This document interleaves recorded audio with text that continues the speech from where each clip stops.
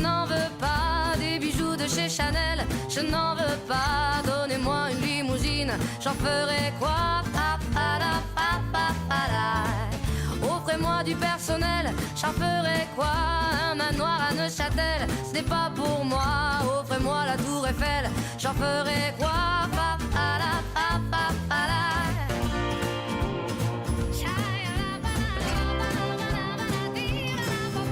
Je veux de l'amour, de la joie, de la bonne humeur. Ce n'est pas votre argent qui fera mon bonheur. Moi je veux crever la main sur le cœur. Allons ensemble découvrir ma liberté. Oubliez donc tous vos clichés. Bienvenue dans ma réalité.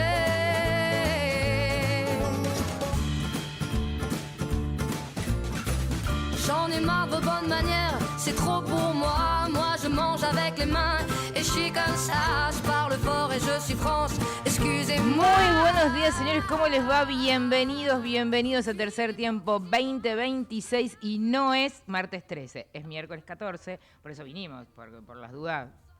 Nada, veamos cómo viene este año. Bueno, aquí estamos nuevamente, como todos los años, acompañándolos, viendo de qué manera vamos a transitar un año que empezó fuerte, convulsionado, realmente marca la agenda de la geopolítica. Y hoy vamos a tener un programa que es un poquito fuera de lo que tenemos habitualmente. Le quiero agradecer, como todos los años, a Javi Martínez, que está del otro lado, a Manuel Marbaza, como siempre, por el espacio y por el acompañamiento, y a Omarcito Andrada en toda la producción comercial. Pero bueno, hoy vamos a tener un programa diferente, un programa distinto. El año empezó distinto, el año nos dio, casi te diría, como dos tortazos de realidad. ¿Por qué digo esto? Porque marcó la violencia. La violencia para algunos y para otros posiblemente la puerta de salida de la tranquilidad, de la paz y de la libertad. Estoy hablando de Venezuela. Y cuando hablo de Venezuela, recuerdo también lo que pasó con Corina Machado, el premio Nobel, justamente que trajo mucho ruido al mundo político y a la geopolítica, y ni que hablar también en algunos espacios en donde me he incomodado porque no ha tenido el lugar que correspondía. Sobre todo para mí, que hago temas de género y de feminismo, lo vi bastante ausente las voces feministas, sobre todo de la Argentina, donde estaban muy puestas hace muchísimos años poniendo a la mujer en un determinado lugar. Parece ser que tener el premio Nobel el premio Nobel de la Paz no es lo suficiente como para poner un tuit o algo por el estilo. Pero bueno, dicho todo esto, señores, esto es Tercer Tiempo y hoy tengo, porque va a ser un año espectacular y va a ser un año totalmente internacional, a mi lado a una amiga querida que hace muchos años que trabajamos juntas y que primero somos amigas y después somos colegas, o al revés, no lo sé. Virginia Priano, ¿cómo le va? Hola, ¿cómo estás, Ari? Gracias por la invitación. No, todo Feliz bien. de estar acá. ¿Feliz? Bueno. Virginia, vos cubrís bastante el Vaticano. Si querés, acércate un poquito más al micrófono. Ahí está. Ahí va. Obviamente que fuiste la cara durante años del Vaticano cuando teníamos nuestro Papa argentino, el Papa Francisco, y se te veía en reiterados lugares y además fuiste vocera también del Vaticano en un momento, durante un tiempo bastante prolongado, sí, del Vaticano y por supuesto de todo lo que tenía que ver con la agenda del Papa Francisco. Hace poquito, nada más, otra vez el Vaticano tuvo un lugar en la geopolítica, para mi criterio, sumamente, valga la redundancia, político, ¿no? Es decir, recibo a Corina Machado. Y estuviste ahí. Sí, bueno, lo recibió hace muy poquito, el nuevo Papa. Sí. León XIV, que la recibió en un gesto importante, porque se sabe que es un Papa del que se sabe poco todavía.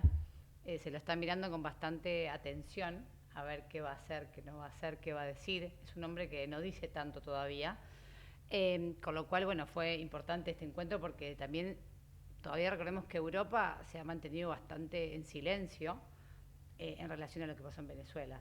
Todavía no ha habido grandes declaraciones de los primeros ministros europeos, salvo algunos. Todavía en el caso de Giorgia Meloni, que es la primera ministra italiana, no ha hecho grandes declaraciones.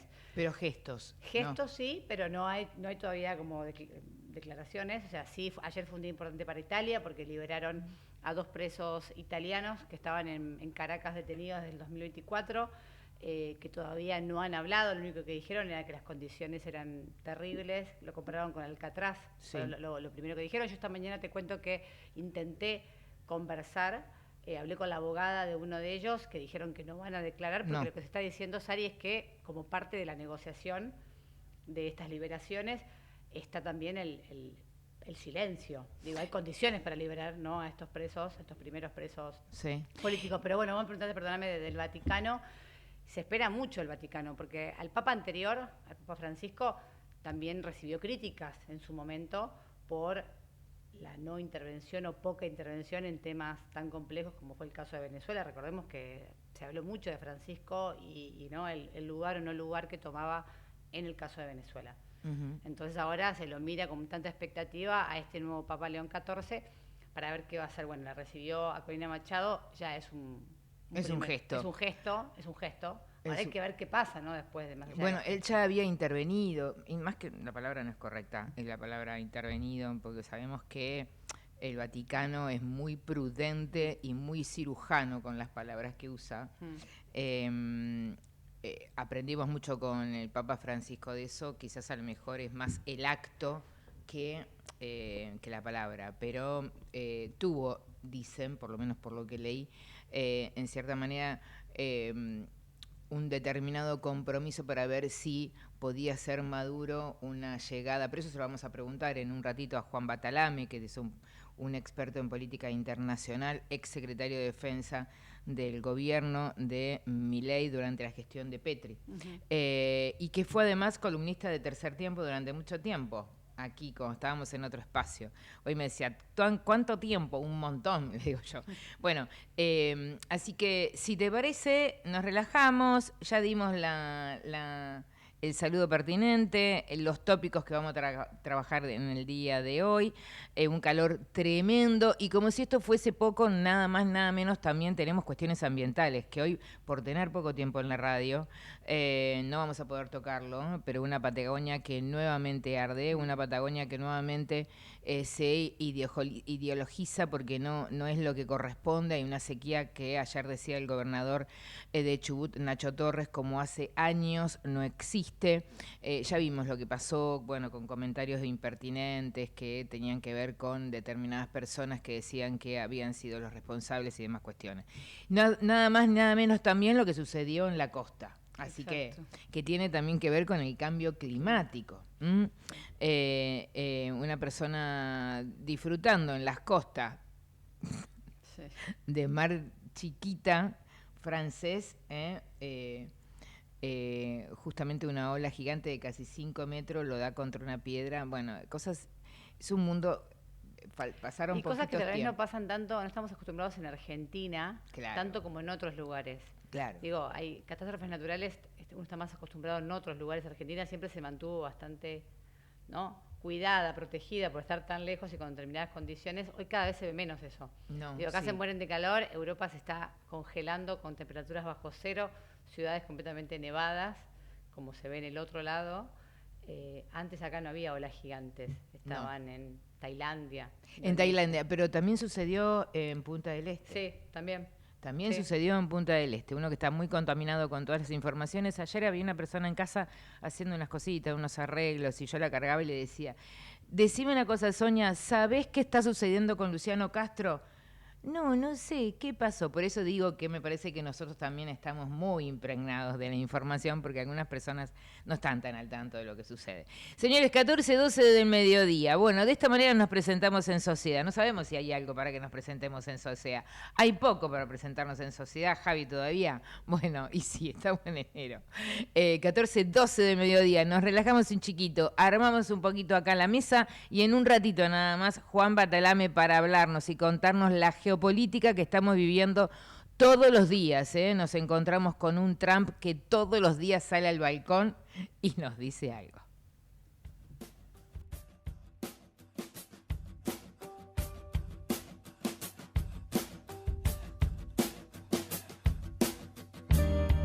Vos me estás mirando y yo voy a caer colgado en tu sien. Vos me estás mirando y yo voy a caer.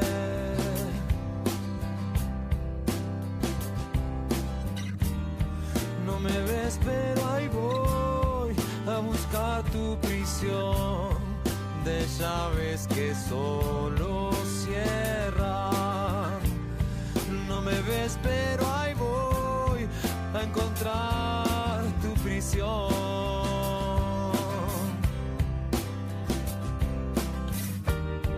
Y la bruma rebota siempre hacia aquí, espuma de miedo, viejo apagón. Y la bruma rebota siempre hacia aquí. Solo voy a volver, siempre me vas a ver. Y cuando regrese de este vuelo eterno, solo verás en mí, siempre a través de mí, un paisaje de espanto así.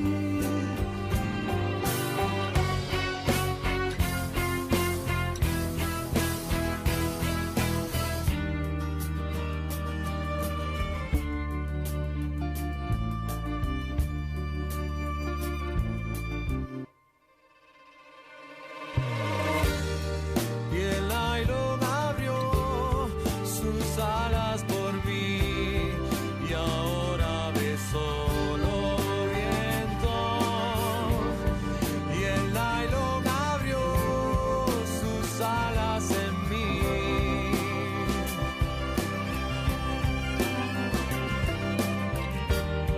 Tu cara se borra, se tiñe de gris, serás una piedra sola.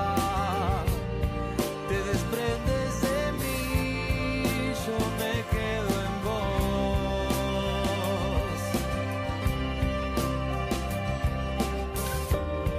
Ya mis ojos son barro en la inundación que crece, decrece, aparece y se va.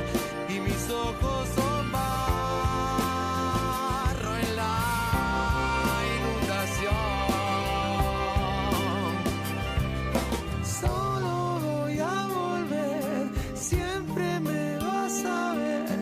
Y cuando regrese de este vuelo eterno, solo verás en mí, siempre a través de mí, un paisaje de espanto así.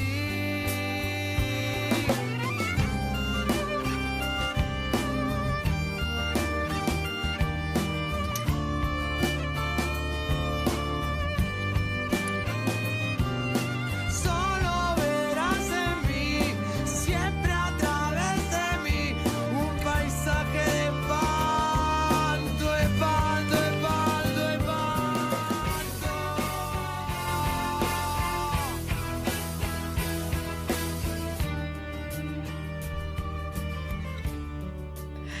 Eh, 4:17 de la tarde o del mediodía o de la mañana, veremos. Bueno, dijimos que iba a ser un programa especial, la tenemos aquí a mi lado, Virginia Priano, ya adelantamos un poco lo que sucedió con una Corina Machado que fue recibida por el Papa, y hoy tenemos ahora una noticia de hace instantes nada más, que liberaron a 14 periodistas por suerte en Venezuela. Y hoy tenemos el agrado de saludar a una persona que hace un montón que conozco, que ha sido columnista de acá, de esta casa de Tercer Tiempo, y hace bastante que no hablamos. Juan Batalame, experto en política internacional. Hola Juan, querido, ¿cómo estás? Hola Sara, tanto tiempo, un gusto volver a hablar contigo después de tantos años, hace 2 años ya que no hablamos por lo menos. Sí, es un montón, pero yo lo seguía a usted porque estuvo ahí trabajando en la Secretaría de Defensa, así que yo veía sus noticias. Así es. Bueno, Juan, estoy acá a mi lado con Virginia Priano, también periodista experta en todo lo que tiene que ver con el Vaticano, cubrió a Papa Francisco muchos años en Italia y hace poco contaba lo que estuvo sucediendo con Corina Machado. Hace un instante habrás escuchado que liberaron a 14 periodistas en Venezuela. Quisiera ir de hoy al 3 de enero. Una geopolítica, a mi criterio, y usted es el experto, en donde Trump ha ocupado la agenda en forma absolutamente histriónica y central. Y lo que me da la impresión, algunos plantean también, que tiene que ver, no sabemos si con su próxima reelección, o también lo que significa un mundo que está cambiando un paradigma en donde las dictaduras no pueden estar más. A ver, primero saludos a Virginia, un gusto compartir estos minutos con ustedes, con ambas. A ver, es una pregunta grande, me gustaría resumírtela en breves ideas. La primera idea, esto sucede el 3 de enero, no, en realidad viene con un Trump recargado, con un Trump número 2, un Trump que decide corregir profundizar alguna de las ideas que tenía en su primer mandato. O sea, vos te tendrías que ir al primer mandato de Trump. ¿Dónde se delinea ese cambio radical, si vos querés? Se delinea en la estrategia de seguridad nacional que se hace pública en noviembre del 2025, donde claramente dice, desde la mirada de él, hay un reverdecer de un Estados Unidos que no se desengancha al mundo, sino que va a obligar al resto a seguirle el paso a los Estados Unidos, y que Estados Unidos, para ser un proveedor de seguridad y de estabilidad, lo voy a poner en términos muy, muy sencillos, va a cobrar, o sea, va a pasar la factura por la estabilidad y el orden que él provea. En ese contexto redefine la relación con Europa. Viste que ya no es Venezuela, ahora es un poco la discusión con Groenlandia. Redefine la relación con China, redefine la relación con Rusia, y empieza a gestar un orden internacional que presenta rasgos que conocemos nosotros, o más universalista o liberal, como vos lo quieras llamar, pero sí es un orden internacional mucho más particularista. Un orden internacional donde eh, primero yo y después yo, básicamente, ¿no? En algo que estábamos muy acostumbrados a verlo en naciones autocráticas, como vos bien señalabas, pero que Estados Unidos hablaba de una especie de bien común o bien de la humanidad o faro de la libertad, etcétera. Él dice, yo voy a ser un faro de la libertad, pero primero soy yo y segundo soy yo. Y el resto que me siga en mis parámetros. Entonces yo te lo resumiría en eso. Eso obliga a ajustes a todo. El ajuste más importante lo tenemos sobre América Latina, donde vemos un Estados Unidos muchísimo más asertivo, no, digamos, muchísimo más asertivo y muchísimo más dispuesto a intervenir directamente en los asuntos latinoamericanos, lo cual genera un ruido importante frente a una América Latina que estaba muy acostumbrada eh, a prestarle atención a los Estados Unidos, pero también a dejarlo de lado o a actuar con otros grandes poderes. Recordemos la retórica en América Latina con respecto a los BRICS, etcétera. Y desde ahí podemos abrir el mundo hacia donde vos quieras. Juan, te escuchaba con atención y vos planteabas este centrismo de Trump. Por el otro lado, que yo he escuchado muchas discusiones al respecto, a mí me gusta bajarlo a la humanidad, ¿no? Ayer se viralizó un tema en donde dice dónde estaban, cantando en formato merengue, dónde estaba Rusia, dónde estaba China, dónde están los comunistas que no nos acompañaron. Y ayer la verdad que uno realmente se sensibiliza cuando escucha a un expreso político decir que estuvo durante exactamente meses en un metro cuadrado sin luz natural. Sin causa alguna, ¿no? Ayer justamente Virginia contaba los italianos que fueron liberados. Uno de ellos, decía el empresario, que hacía 2 años prácticamente que no había tenido contacto con sus hijos, ni abogados. Entonces, a mí es como que se me diluye un poco todo lo que tiene que ver con la política internacional. Y no te la quiero hacer larga, pero digo, en este sentido, ¿quién pensó en la gente? A ver, voy a marcarte un contrapunto. ¿Quién pensó en el venezolano? Si vos vas al año 2017, en el año 2017 con Juan Guaidó se intentó hacer algo por la vía indirecta, ayuda humanitaria, crisis humanitaria. Venezuela estaba muchísimo peor de lo que estaba hoy, digo, en términos de que la sociedad sentía, tenía escasez de todo. Se intentó generar ayuda humanitaria, se intentó movilizar al régimen, lo que se obtuvo por parte del régimen fue mayor represión, sí una obligación de tener que corregir algunas cosas, porque evidentemente en el 2017 el régimen era insostenible desde el punto de vista de lo que la población sufría, y es el pico donde vos tenés mayores movimientos migratorios. ¿Quién pensaba en la gente en ese momento? Vos podrías decir ciertamente que en América Latina nadie pensaba en la gente. Decía que pensaba en la gente, pero nadie pensaba en la gente, más allá de los venezolanos. Voy a ser provocativo. ¿Quién pensó en la gente en este momento? Marco Rubio. Me agarraron y dijeron, Moque, si el problema es Maduro, vamos a atacar a Maduro, vamos a sacar al problema, vamos a cortar una de las cabezas del régimen, todavía quedan 3, pero vamos a dejarles en claro que nadie del régimen está fuera del largo. Viste que cuando éramos chicos veíamos un dibujito y estaba el largo brazo de la ley y era un dibujito que se extendía y agarraba a alguien, vos veías solamente el brazo. Bueno, nadie está fuera del largo brazo militar norteamericano. ¿Qué hace el régimen, el régimen de Trump con respecto a, a Delcy Rodríguez y el resto del régimen? Le deja muy en claro. Primero, genera un gesto de cambio. En definitiva, Maduro va a tener que dar cuentas de sus actos criminales para con el mundo, digamos, para con los Estados Unidos y demás. Ciertamente se va a ir conociendo a medida que se vayan sabiendo más y pase el tiempo. Pero por otro lado, no provoca un colapso brutal del régimen. Si se hubiera provocado un colapso brutal del régimen, ahí Trump, ni Marco Rubio, ni nadie hubieran pensado sobre el venezolano.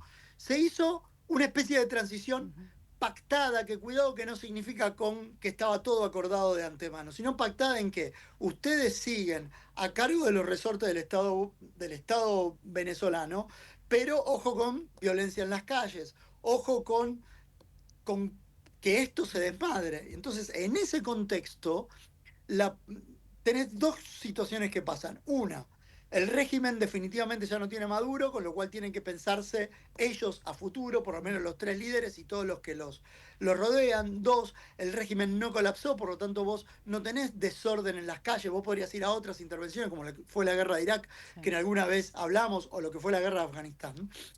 Y 3, vos tenés pequeños elementos positivos que apuntan a terminar por lo menos con toda esta etapa de los presos políticos, que no son libres. Yo aprendí, escuchaba la disidencia y decía, sí, está bien, nos libera, pero no somos libres de hablar. Bueno, ya llegará la etapa en la cual hablarán. Ya llegará la etapa en la cual, lo dijo el mismo Marco Rubio, eso va a llevar a que los Estados Unidos esté directa e indirectamente involucrado con Venezuela, pero no cometiendo los errores que cometieron en otro tipo de intervención o de cambio de régimen. Soy moderadamente mucho más optimista ahora de lo que era el 3 de enero. Y este es un proceso. ¿Por qué no fuiste optimista el 3 de enero, Juan? Porque uno de los temores que tenía es que el régimen colapsara y eso se trasladara en un estado caótico en las calles de Venezuela, y automáticamente lo que iba a suceder es que todos le iban a echar la culpa a los Estados Unidos. O sea, nos íbamos a olvidar de que Maduro y el régimen son los malos de la película, y Trump iba a pasar a ser el malo de la película. Ahora es mucho más complicado. ¿Crees que quizás a lo mejor el temor aún al régimen hizo que además la gente, porque además había cierta censura en medios? Contaban algunas personas, algunos periodistas venezolanos, que estaban hablando un poco más del amor de Piqué con Shakira en los medios, que están totalmente controlados. Porque a mí me tiene totalmente detenida este tema. Estoy absolutamente apasionada, pero digo, la gente tampoco salió, está muy prudente. Es cierto, y mejor que no haya salido, pero acordate algo que es importante. Vos tenés en Venezuela los colectivos chavistas, que son toda gente a las cuales durante el mes de noviembre y diciembre se les volvió a dar armas. Y se les volvió a dar los medios para matar gente. que responden a un liderazgo político que hoy se mantiene centralizado y que en parte que ese liderazgo político todavía tiene los resortes del control de las Fuerzas Armadas. Entonces, hubiera sido mucho peor una caída por colapso, no me cabe ninguna duda, porque ahí es sálvese quien pueda, y en el sálvese quien pueda, el que tiene las armas domina las situaciones civiles. Tenés cierto sentido de orden. En esto es completamente insatisfactorio para todos aquellos que quieren ver ya el cambio. Pero yo prefiero un cambio con la menor cantidad de derramamiento de sangre posible a que todo cambie para que nada cambie. No, totalmente. Y en eso le doy la derecha bueno, a Rubio. Machado lo dice.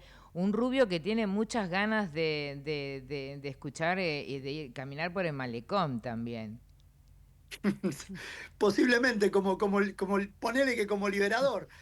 Y con lo cual es muy joven, te digo, es muy joven, pero con mucha experiencia. Con mucha experiencia, y es muy joven, y se lo nota con un deseo de poder. Uno que trabaja con líderes se lo nota con un deseo de poder importante, ¿no? Algunos dicen que justamente esta estructura y esta estrategia la pensó él para Venezuela, justamente para posicionarse no como futuro candidato para Estados Unidos, sino para Cuba. El argumento es completamente válido, y a esto voy a ir, y estamos completamente sintonizados en este diálogo, porque guste o no guste, va a ser muy interesante en 3, 4, 5 años el impacto de Trump en la democratización de América Latina. Porque todavía no fueron por Cuba. Ponele que Cuba colapse. Díaz-Canel ya está diciendo, bueno, hay que ver cómo el partido se moderniza. Y te estás olvidando de Petro. De Petro, que lo tiene ahí. Te estás olvidando de Petro, que dijo, yo voy a hablar. Sí. Yo me voy a sentar a tomar un café. Ya lo invitó a tomar un café. Exacto, pero acordate de Nicaragua y Ortega. Ajá, sí, bueno, eso sí.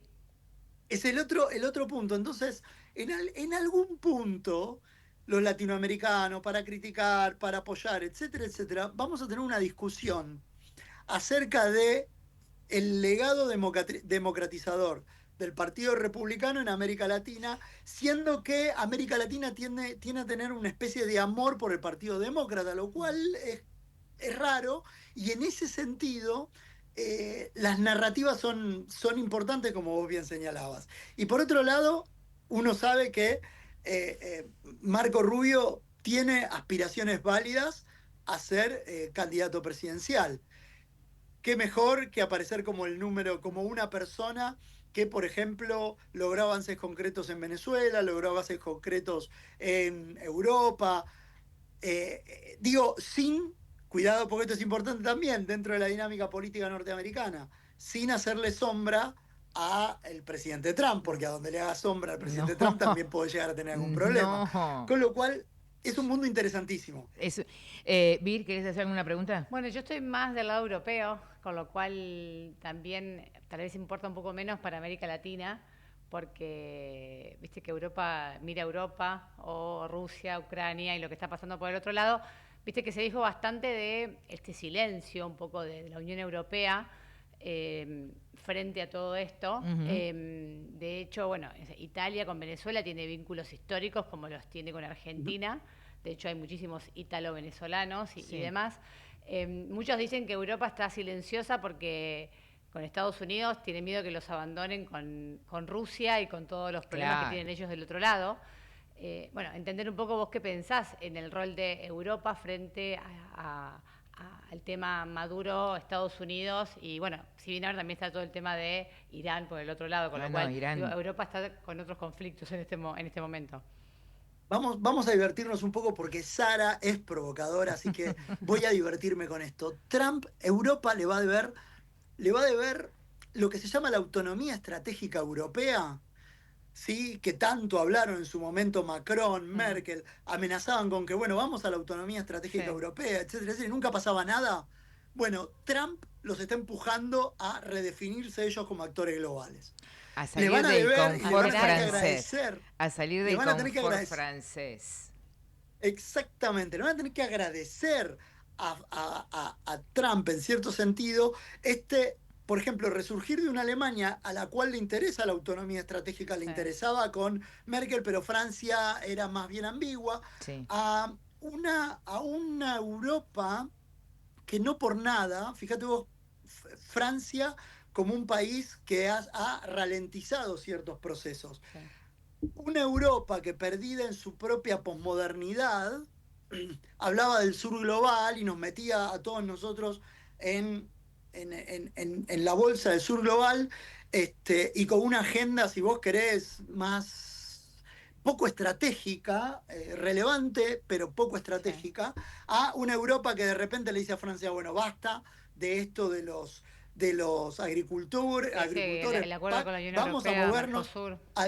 al Mercosur, vamos a avanzar en la negociación, vamos a firmar el acuerdo de Unión Europea-Mercosur, y una Europa que necesita volver a hablar no del sur global, sino de los vínculos transatlánticos, con lo cual la República Argentina tiene, con buen liderazgo político, con prudencia, tiene una oportunidad única de contribuir a la estabilidad internacional en tres aspectos: seguridad alimentaria, seguridad energética y seguridad mineral. Y Argentina mejor todavía, porque encima estamos lejos de Como todos lejos de todos los Y conflictos. tiene las tres. las líneas y tenemos los Y tres. tienen Por las lo tres. tanto, digamos, no es que hay viento de cola, porque el mundo está muy revuelto, pero con una Argentina bien sentada, estamos en una situación similar desde el punto de vista de posicionamiento al de la Segunda Guerra Mundial. Por eso yo muchas veces hablaba un poco en mi función del vínculo transatlántico. Ahora, Europa tiene que cambiar el chip, y eso es muy dificultoso, como lo hemos visto. Y ese chip, yo te diría que no podés hablar más de una sola Europa, con lo cual hay que ver cómo evoluciona la Unión Europea.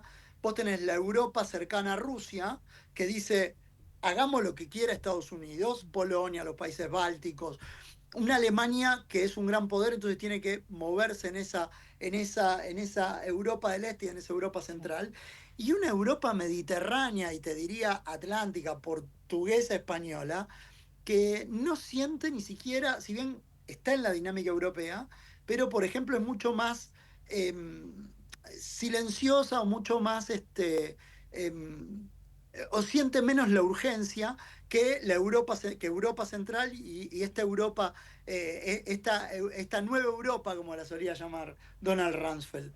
Lo que es importante también señalar, y por eso esto digo, es un momento único, de que España perdió el liderazgo con América Latina. La España de Sánchez, que puede gustarle a mucha gente en América Latina, pero es una España iberoamericana, es una España más bien diletante en su propia En su mundanidad, y ha micromundo, perdido el sí. contacto con América Latina. ¿Quién está ganando peso con América Latina? Los Estados Unidos o Portugal, que reaparece un poco en América Latina. Esto también son esos cambios que Sara remarcaba, pero yo creo que Europa le va a dar mucho a Donald Trump en los próximos años. Yo, para mí, el gesto de Meloni fue un gran gesto al recibirlo y al permitir y al dar a entender que en territorio italiano pueden hablar. Es una Meloni que incomoda, tiene todo un gesto de un liderazgo, casi te diría, es incómodo lo que voy a decir, pero en el sentido de la toma del poder masculino, ¿no?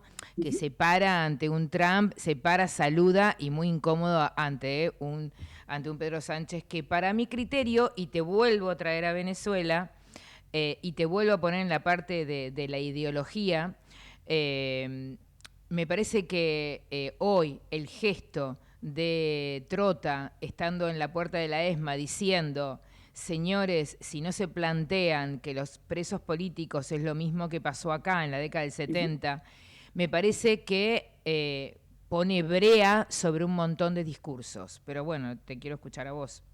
No, completamente de acuerdo con lo que vos decís, con las complejidades que tienen las transiciones. Cuando vos salís de una dictadura, este es uno de los problemas. Con respecto a Meloni criticó la operación militar. ¿Criticó desde qué punto de vista? De el uso de la fuerza, que es algo que los Estados Unidos viene haciendo, o mejor dicho, la administración Trump viene haciendo desde el 24 en adelante. Ahora, Meloni, ¿desde dónde lo puede hacer? Desde una relación muy cercana y muy cómplice, en el buen sentido, con Donald Trump o con internacionales, Sí. con internacionales de la derecha. Un error gravísimo sería comparar a Meloni, que es un líder político impoluto, si vos querés, con una Marine Le Pen, que es otra más que se las indica con la derecha. Y Marine Le Pen, ya sabemos que es un líder, asume el discurso de las derechas, si vos querés, pero no es un líder político impoluto. No. Meloni debe ser uno de los pocos líderes que Trump escucha, no necesariamente sigue o coinciden, pero Meloni escucha, se ven reflejados. Y es una derecha muchísimo más inteligente de lo que muchas veces se la quiere Pragmática, casi presentar te dentro de diría, América Juan. Latina. Sí, Exactamente. sí, Pragmática. Es eso. Totalmente. Pragmática. Juan, como para pedirme, porque vos sabés que yo siempre te decía 5 minutos y después nada. Era un montón. Pero bueno, Es un ya placer. sabes. Juan, como para despedirme, te quiero hacer esta pregunta que me la hice mucho tiempo. Si también quedó como vintage o vetusto o fuera de eje los organismos de derechos humanos, tibios, políticamente correctos, en la línea del confort, nunca incomodarse. Bueno, te escucho. Son necesarios, son muy necesarios sobre todo al mundo, a este mundo en transformación que vos tenés, donde Claro. realmente los derechos humanos son un campo de batalla, propiamente dicho. Desde las libertades individuales a temas vinculados con privacidad, etcétera, son muy importantes. Lo que no pueden ser nunca los organismos de derechos humanos rehenes de narrativas o Claro. rehenes de doble estándar. Los más respetados son aquellos que logran romper el doble estándar. Desgraciadamente en la República Argentina quedaron atrapados en el doble estándar y dejaron de cumplir con la función. Hay tiempo para corregir y este es un mundo, este mundo transhumanista, este mundo de cambio, digamos, va a demandar mucho más pensar los derechos humanos de todos los cambios tecnológicos, económicos, políticos y sociales que se están dando. Y por eso son malos los dobles estándares. No hay un preso político mejor que el otro. No. O no hay uno que bueno, pero este de la causa y este no, etcétera. Lo que está sucediendo ahora en Irán y el silencio relativo que vos tenés, por ejemplo, en organizaciones en la República Argentina, es llamativo. Y esa es la factura que se va a pasar. Y eso es lo que hay que tratar de rescatar de lo que queda del orden universal liberal. Perdón porque me extendí, pero la idea es que no son vetustos, pero sí no tienen que caer, no tienen que quedar en el doble discurso. Impecable, Juan. Virginia, ¿querés hacer alguna pregunta? No, Cierre. Se lo tiene tengo que ir. liberar, Claro, lo pero tenemos que liberar. Me encantó todo lo que dijo y coincido, creo que Sí, es un genio, muy Juan. interesante. Un genio. Es Gracias. un placer escucharlo como siempre. Juan, te vamos a molestar un poco más. Cuando gustes. Ya que usted se siente cómodo, lo vamos a molestar un poco más. Bueno, en estos días hablamos, ¿sí? Vale. Y vemos Gracias. si podemos reacomodar las agendas para este nuevo tercer tiempo. Un gran placer, un gran abrazo y gracias Adiós. por Gracias. estar acá. Juan Batalame, experto en política internacional, estuvo aquí en tercer tiempo. Lo interesante, a mí lo que me gusta de Juan es que te abre el abanico y la mirada está muy puesta en el eje político, ¿no? Independientemente de lo que ocurre con la mirada personalística. El otro día me decía una joven, una amiga de Martina, muy jovencita ella, muy joven ella, que estudia ciencias políticas, que me dice que el error de una determinada generación fue vincular los personalismos con las ideas. Entonces, esos personalismos quedan atados y se convierten en ismos. Entonces, no podemos ver detrás de eso que hay como idea. Y lo otro que, bueno, me parece que el cierre de Juan, esto de todo lo que tiene que ver con las tierras raras en Argentina, el RIGI, el minería, la IA en Argentina es tremenda, no solamente que lo podemos producir, la economía del conocimiento, bueno, que todo habla de un nuevo paradigma político. Sí, lo que a veces pasa cuando uno vive afuera, y perdón que vuelvo, pero Argentina tiene a veces una mirada muy ombliguista de su Total. realidad porque pasan tantas cosas y estamos tan lejos, uno no es consciente qué significa estar lejos, uno está realmente lejos. Entonces, no estamos en el mapa del mundo, como uno a veces cree que estamos en el mapa del mundo. Europa no está, digamos, mirando socialmente a Argentina, digamos, ni América Latina. Él lo dijo, para un europeo América Latina es un poco todo lo mismo. Digo, no. Es Brasil. A mí me preguntan si en Argentina se habla portugués y me hace decir, no puede ser. Sí, puede ser. Porque se quedaron tal vez, yo a veces digo, se quedaron todavía con una Argentina del 2001. Mucha gente se quedó con una Argentina del 2001. Mirá. Con esa imagen tan fuerte. Como que no hubo una imagen que limpiara todavía esto otro, esta realidad. Yo coincido con él que él dijo, hay muchas oportunidades y se están empezando a ver. Ahí cambió un poco el interés de los últimos 3 años, 4 a hoy. Creo que todavía lo que falta es que eso se transforme en cosas concretas. Creo que la gente lo que está diciendo es, bueno, en concreto cómo qué se va a hacer. Por eso yo le planteaba a él este paradigma, y ahora ya nos relajamos con algún temita, este paradigma que pone el centro en la gente, y el país en el 2030, el 50% van a ser millennials en cargos directivos. 2050, centennial. Tiene una cabeza en donde a veces que yo hablo con la más chica de mis hijos y me pregunta, claro, tiene 21, y me pregunta, ¿y quién es? ¿No? Anoche miraba un programa yo y estaba tal persona cocinando, y me dice, ¿y quién es? Y lo mismo sucede con esto que vos planteás, ¿no? Y lo que planteaba Batalame. Ellos miran mucho el pragmatismo. Los jóvenes. Sí. Claro, pero él dijo algo que es cierto, que dijo, Europa no es más una Europa unida, es una Europa dividida. Eso se está viendo, digo, por eso hay líderes de extrema derecha, y la extrema derecha está ganando lugar en todos lados, y eso se va a seguir sucediendo. Pero Europa, él dijo, tiene que, tal vez Trump la ayuda, la despierta. Europa está dormida, Europa está vieja. Digo, uno lo ve y uno dice, a eso iba. Está vieja, está dormida, o sea, son culturas muy atrasadas. A mí la gente no me cree cuando digo, Italia es un país atrasado. Sí, Italia es un país extremadamente atrasado, culturalmente. Yo creo que también por el tema de que ha quedado en esa línea de confort. Sí, son países que se han conformado porque no han necesitado grandes cambios, están como dormidos.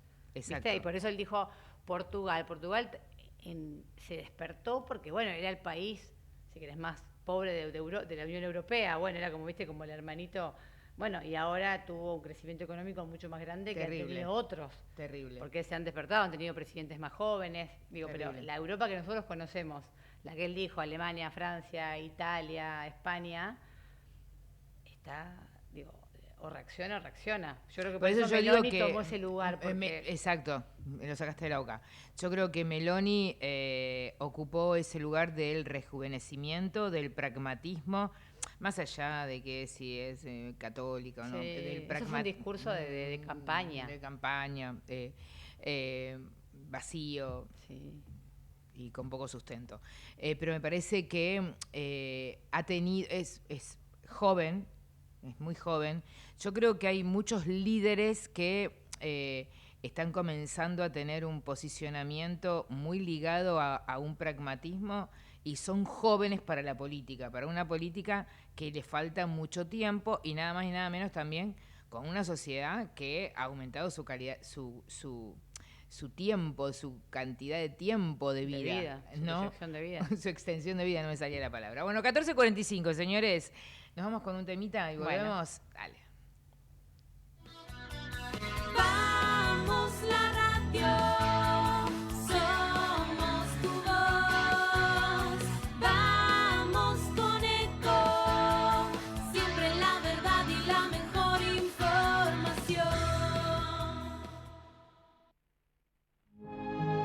Linda en el pasado, linda en el presente, linda para siempre. Buenos Aires, la ciudad más linda del mundo. El mejor gimnasio te espera. Elegí las clases que quieras. En Unfit vamos a cuidarte. En Unfit venís a encontrarte. Informate en ecomedios.com. Seguinos en Facebook, Ecomedios Live.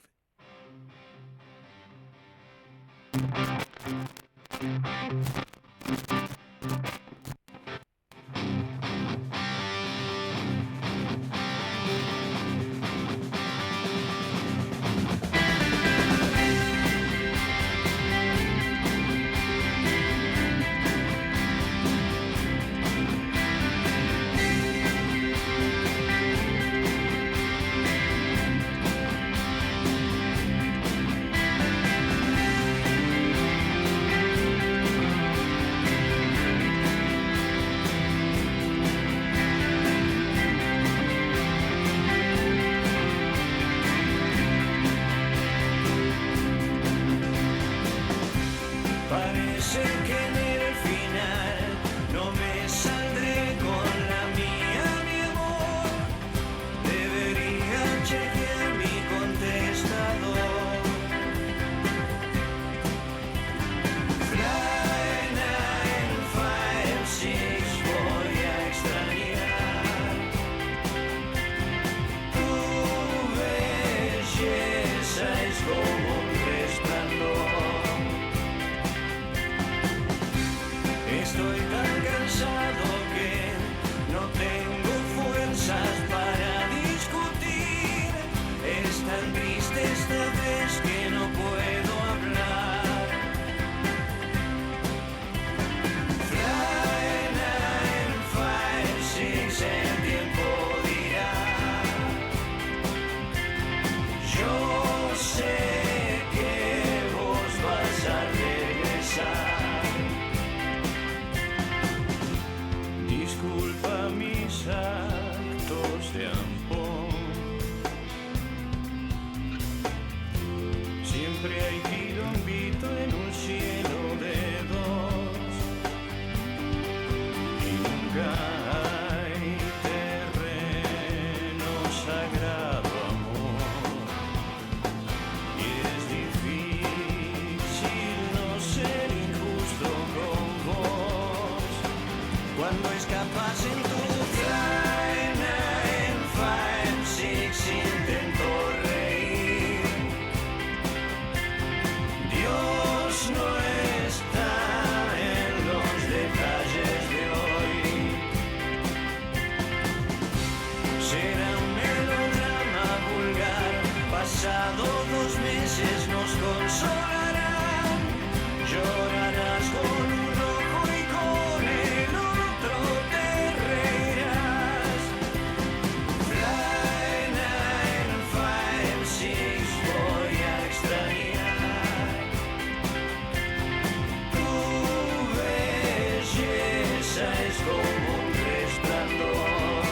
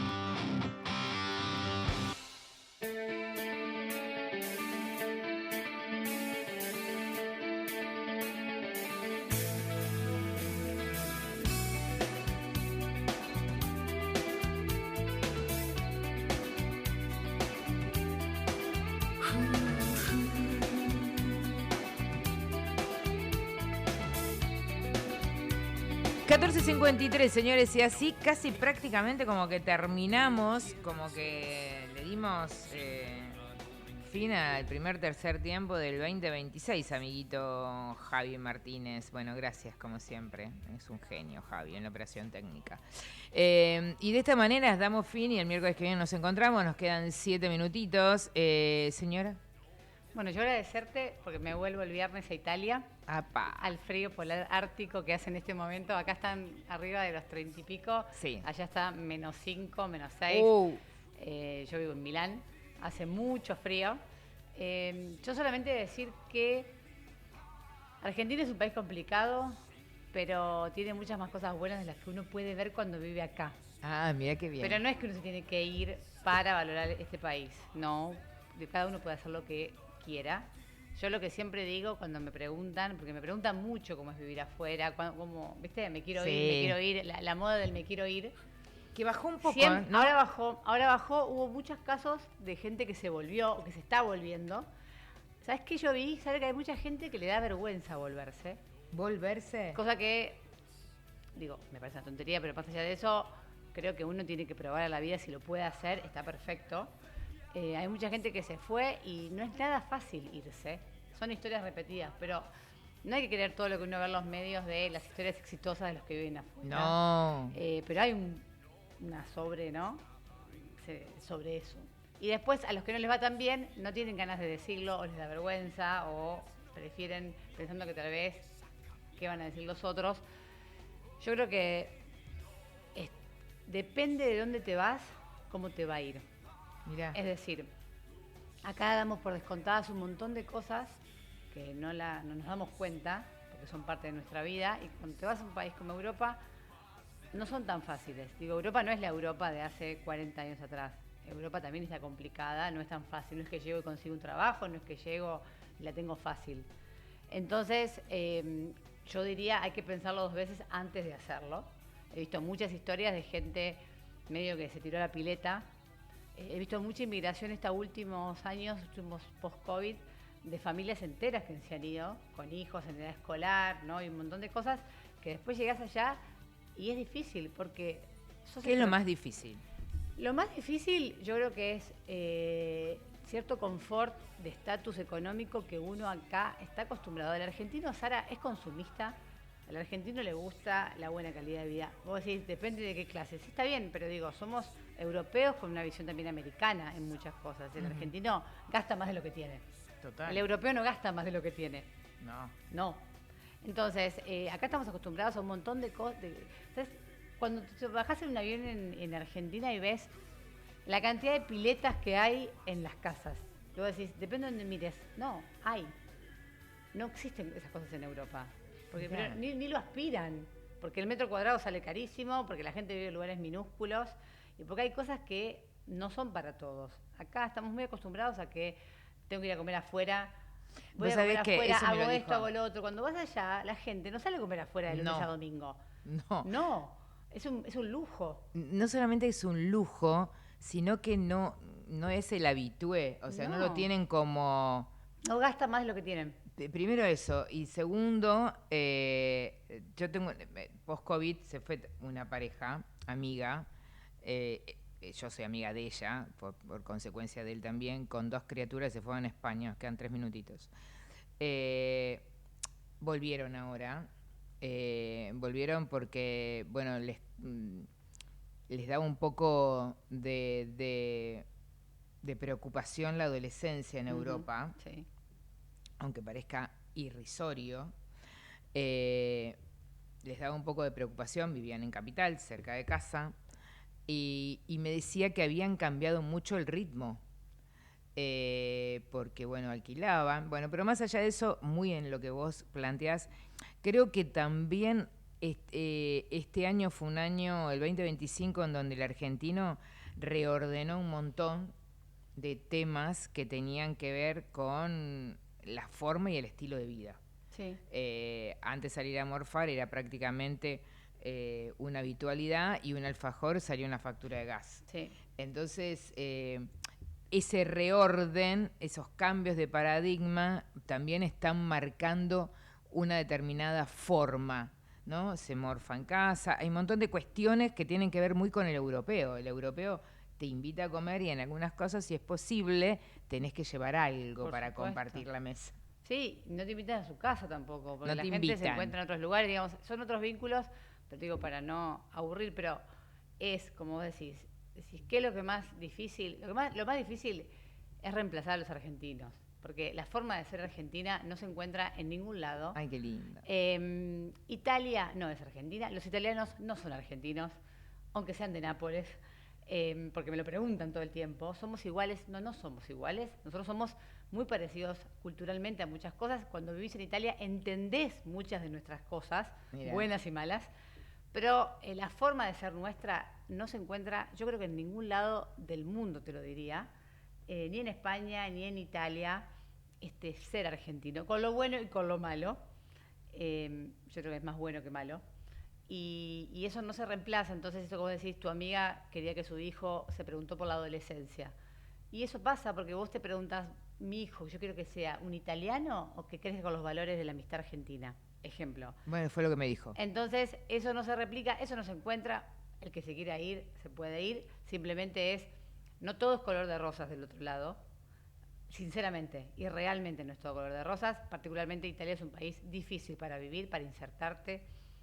Son italianos, se habla italiano, digo, son cosas que suceden. España tiene otra realidad, pero no es tan fácil. No es que llego y voy a hacer la diferencia económica. No te vayas a Europa, tampoco. no te vayas a Europa si querés hacerte millonario. No. No. Para eso lo tenés que llamar a Tapia.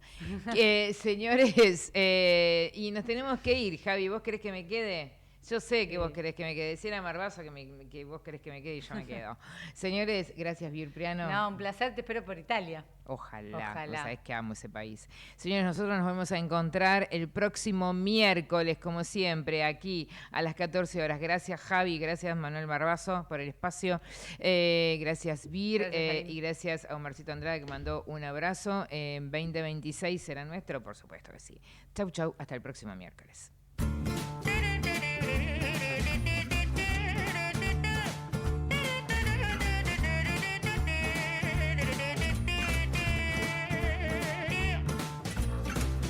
Donnez-moi une suite au Ritz, je n'en veux pas. Des bijoux de chez Chanel, je n'en veux pas. Donnez-moi une limousine, j'en ferai quoi? Desde Buenos Aires, transmite LRI 224, AM 1220, Ecomedios.